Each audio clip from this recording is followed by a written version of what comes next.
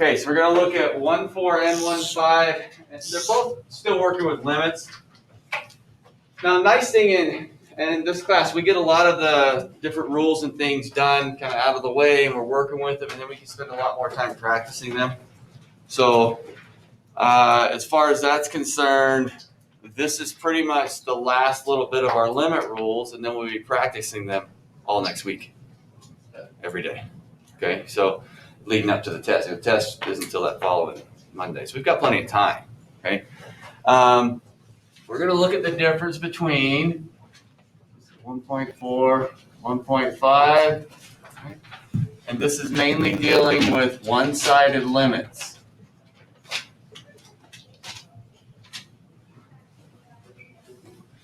One-sided limits. So, to kind of give us an idea, one-sided limits come into play when you see either a vertical asymptote, let's say that's at 2, make something up there, and you've seen a graph something like that before. Nothing new as far as the sketch is concerned. All right. They also come into play when you have, say, a piecewise function a lot of times. So let me just graph a piecewise here.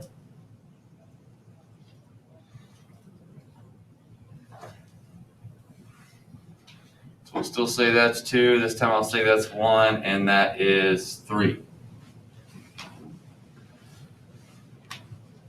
Again, just generic sketch. Nothing special there as far as the sketches are concerned. You've seen graphs like that before. And if I were to ask you what the limit was, and I'll just call this one F and this one G. If I were to ask you what the limit was of f of x as x approaches 2, or the limit of g of x as x approaches 2, both cases would be does not exist. Does everyone agree with that? Yes. Because you look both left and right coming in towards 2, and they're not approaching the same thing left and right.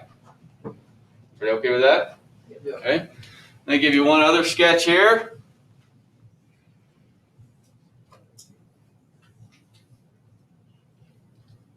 I'll say that's 2 and that's 2. I'm going to make that a hole. I say that's 4, make that a point. So another discontinuous function. It's not continuous at 2, it breaks apart.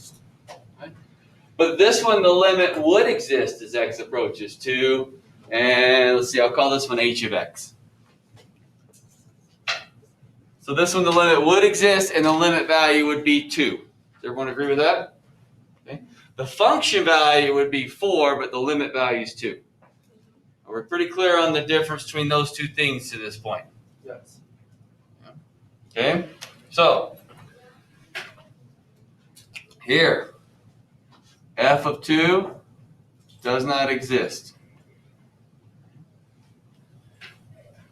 On g, g of 2 is 3. H of 2 is 4. Now, for what we've done so far, does that seem pretty basic? Okay. And then limit as x approaches 2 does not exist. Does not exist is 2, right? Yeah. Would you agree with that? Okay. So we're going to look at one-sided limits. This refers to the left and right side. So if I wrote limit as x approaches 2 from the left of f of x. So when we see a little negative sign above the 2, that means from the left. The way you can remember it is just think of a number line. Negatives are on the left, positives are on the right. Just a basic number line, okay? So we're saying we're on the left side of 2. So if I'm on the left side of 2, I'm over here. What is my graph approaching from the left side of 2? Positive infinity.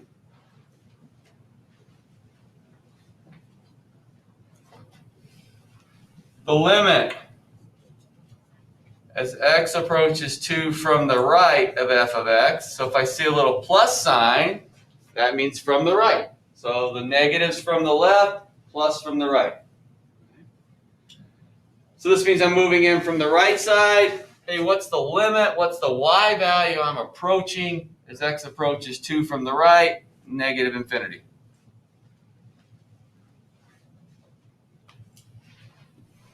Now, the nice thing is for you when it comes to a left and right limit, it's the same thing you were doing before.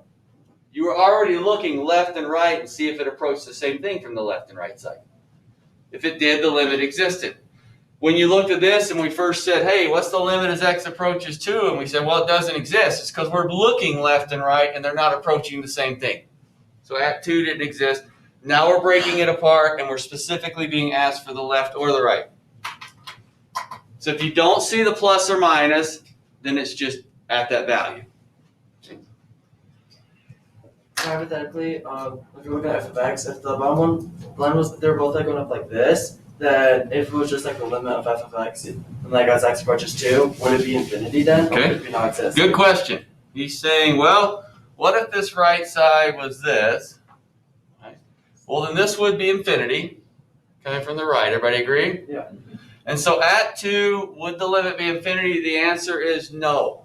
Right? And the reason is we don't know really what infinity is other than the largest number. But we don't have any clue, are these going up at the same rate? So I don't know if these infinities are the same. So think of it like this. All right, we all have a concept of what infinity is, right? Now what if I told you to do infinity times 5? What's that answer? Infinity. Still just infinity, right? Well, what's infinity to the 5th? Still infinity, right? But wouldn't you agree infinity to the 5th is probably bigger than infinity times 5? Yeah. But you really have no idea because we just call it infinity, right? So the reason we would still say undefined, does not exist, cannot determine, whatever, if it was like this, because we really don't know if they are the same. Different infinities. But good question there. Okay? So we would have a left and right, still wouldn't have that. I'm just going to redraw this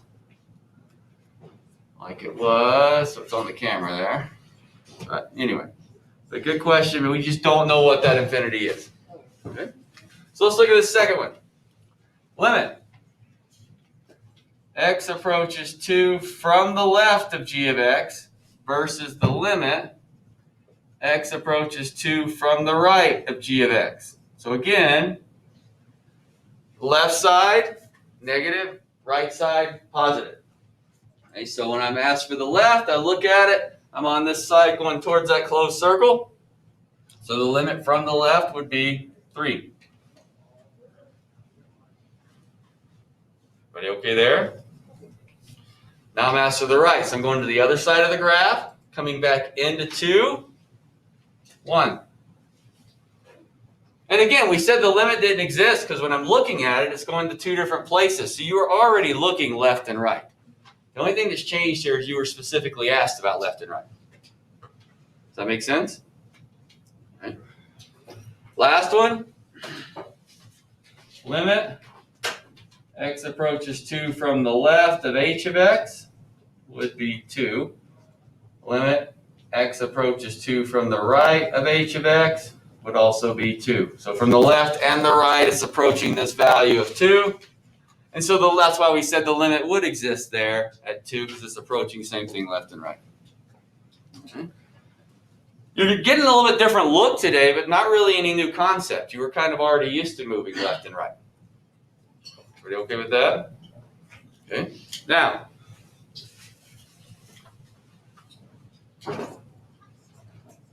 vertical asymptote versus whole. Well, graphically, you know what that means. I mean, you've got pictures on the board here. Vertical asymptote, and then you've got a couple of holes on the other two. Okay. So these are both domain restrictions. Both are domain restrictions.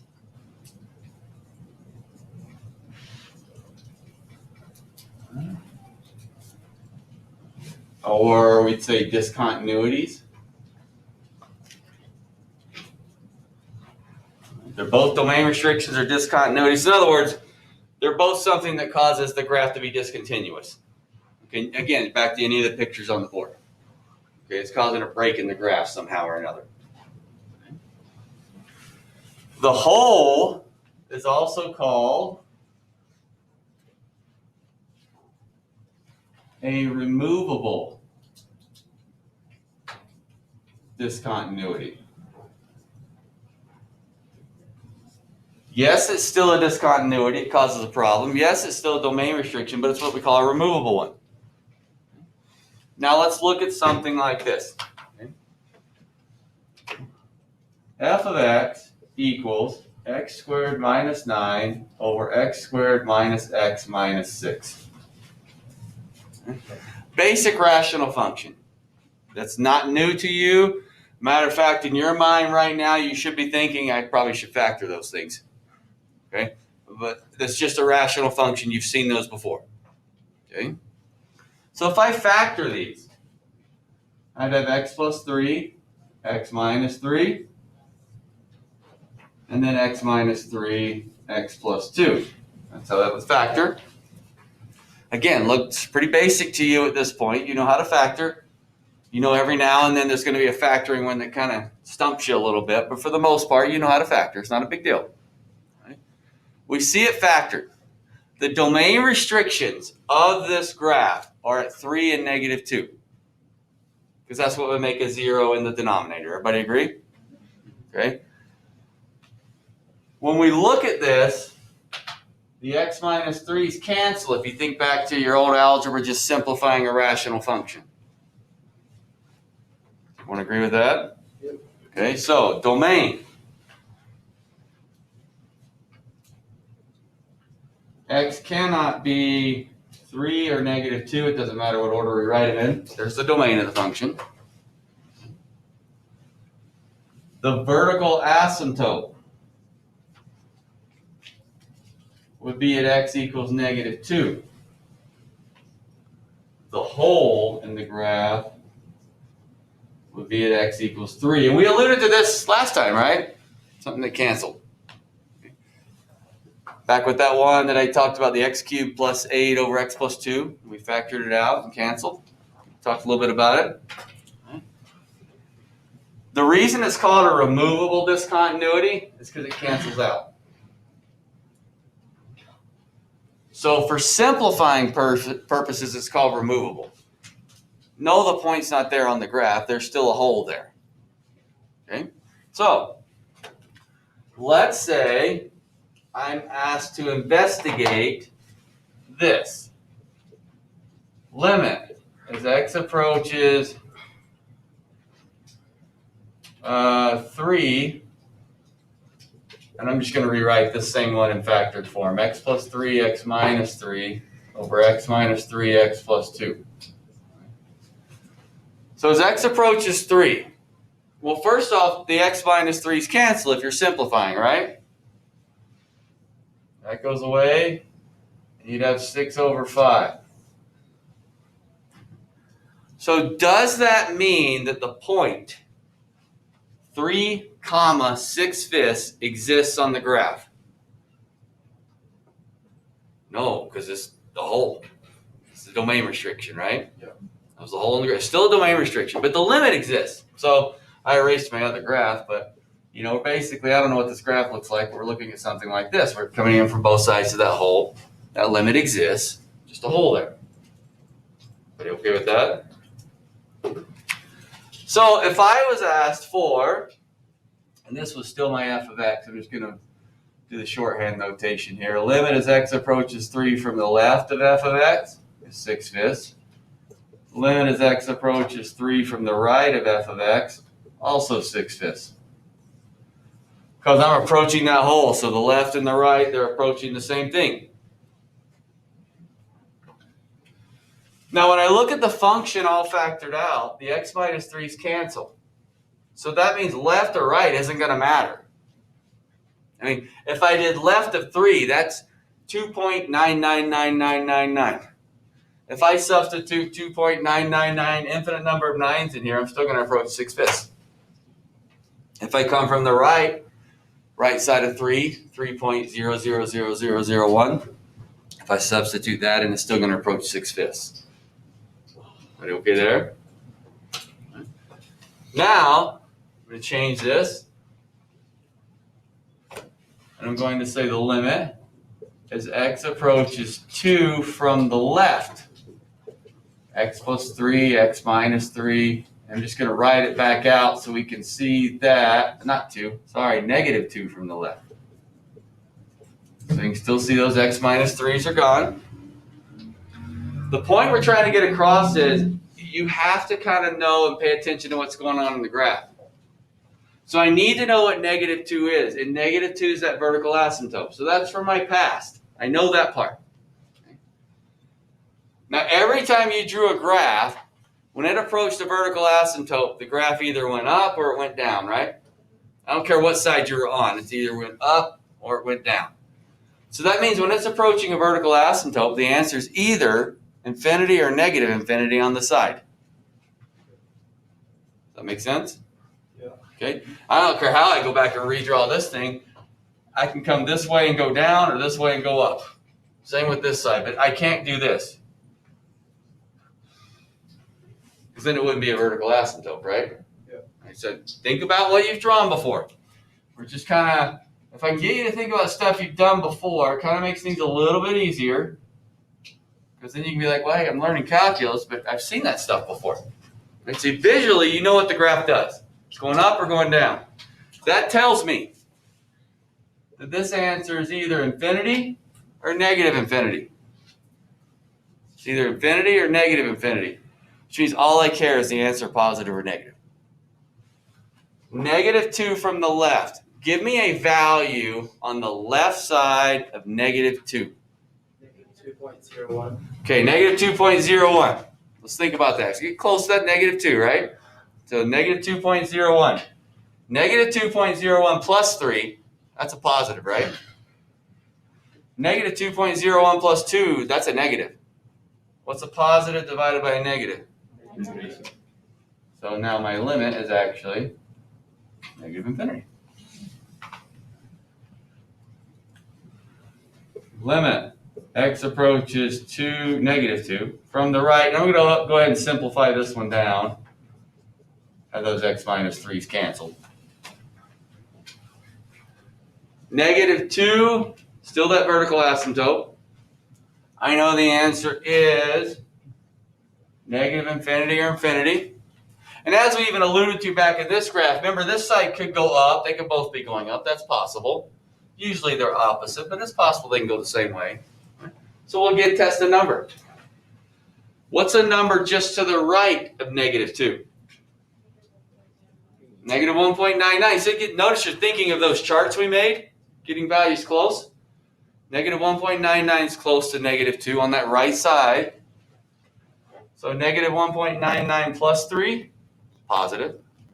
Negative 1.99 plus 2, positive. Positive divided by a positive is a positive. So you can look at a function and think about what's going on graphically. Now we have easy ones too that would be left and right limits. Here's an easy one.